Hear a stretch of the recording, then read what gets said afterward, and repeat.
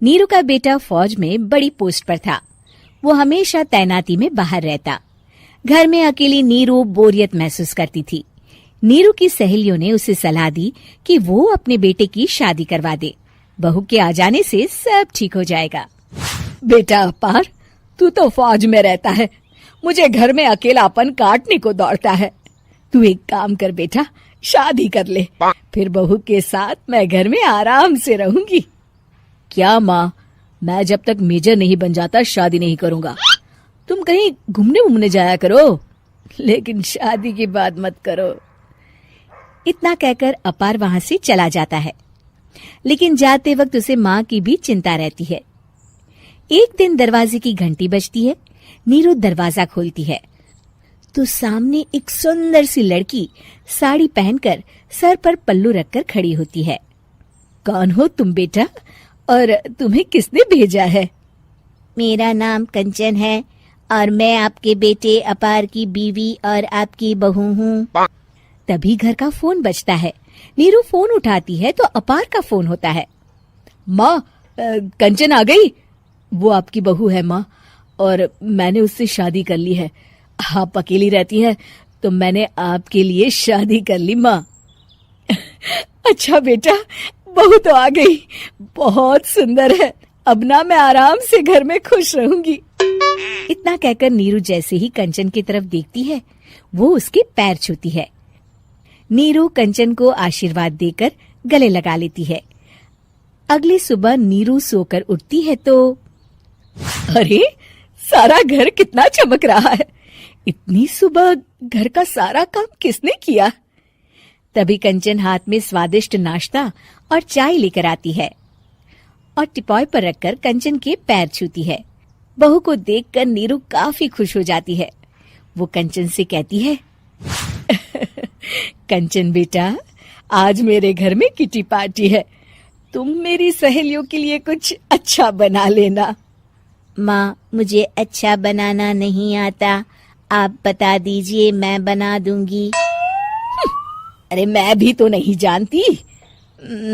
ऐसा कर, शाम को इटालियन खाना, सी फूड और हाँ, चाइनीज खाना बना लेना, ठीक है? कंचन नीरू की बात सुनकर खुश हो जाती है। हाँ माँ, मैं तो ये सब बना सकती हूँ, आप चिंता ना करें। शाम को नीरू की सहेलियां आती हैं, जहाँ कंचन अकेले बनाए स्वादिष्ट खाना बनाकर खिलाती है। वो सारी सफाई कर सबको खुश कर देती है। कंचन अंदर किचन में जाती है कि तभी नीरू की सहेली बोल पड़ती है।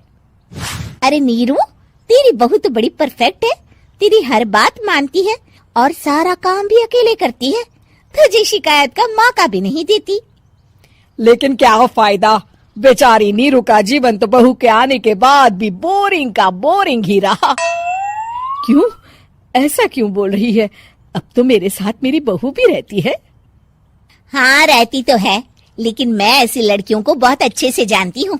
ये सारे काम इसलिए करती है कि तुझे लड़ाई करने का कोई मौका ना मिले और तू फ्रस्ट्रेट हो जाए, समझी? नीरू भोली सूरत बनाकर कहती है, नहीं, मैं नहीं समझी। अरे, घर में सास बहू की लड़ाई ना हो तो घर भी भला घर लगता है क्या? मेरे घर में ही ले ले।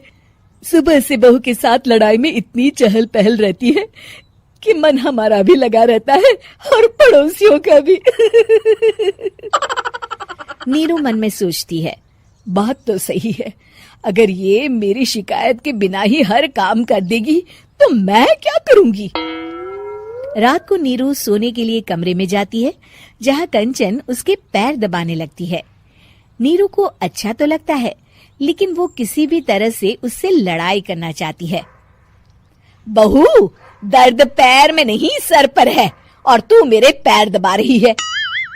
मैं सर दबा देती हूँ माँ जी। ये कहकर वो उसका सर दबाने लगती है। तू एक काम कर, मेरे लिए बादाम वाला दूध ले आ, जा।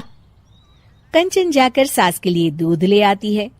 अब नीरू उसे जो कहती कंचन झट से कर देती। बहू, जरा छत से जाले निकाल दे। जी माँ जी। कंचन 5 मिनट में ही पूरे घर के जाले साफ कर देती है। नीरू तो देखती की देखती ही रह जाती है। कमाल है, ये तो हर काम कर रही है। तरस गई मैं तो इससे लड़ाई करने को। इतना कह के नीरू चली जाती है। नीरू को एक दिन कंचन पर इतना गुस्सा आता है कि वो सोच लेती है आज तो उससे लड़कर ही रहेगी। मौका देखकर नीरू कंचन को पैर से लंगड़ी देकर गिरा देती है, जिसके बाद जो होता है नीरू को विश्वास ही नहीं होता। जमीन में 2 भागों पर गिरी कंचन के सारे पुर्जे बिखर जाते हैं। स्प्रिंग और उसके अंदर से रंग बिरंगी लाइट जलने लगती है। तभी घर की घंटी बजती है। नीरू डरकर दरवाजा खोलती है तो सामने अपार खड़ा होता है। क्या हुआ माँ, तुम इतना डर क्यों गई? कंचन ने कुछ किया क्या? कुछ कहा क्या उसने? मैं अभी बताता हूँ। तभी अपार की नजर कंचन पर पड़ती है। अरे माँ, तूने ये क्या किया? कंचन को तोड़ दिया। तुम्हारी खुशी के लिए मैंने रोबोट को तुम्हारी बहू बनाकर भेजा था, जिससे तुम्हारी हर इच्छा पूरी हो और तुम खुश रहो। माँ, ये तो इंसान थी भी नहीं, इससे तो गलती हो ही नहीं सकती थी। फिर आपने इसे क्यों तोड़ा? क्या गलती थी इसकी माँ? बेटा, इसकी सबसे बड़ी गलती ये थी कि ये इंसानों की तरह सास से लड़ाई नहीं करती थी। अपार माँ की बात सुनकर हैरान रह जाता है।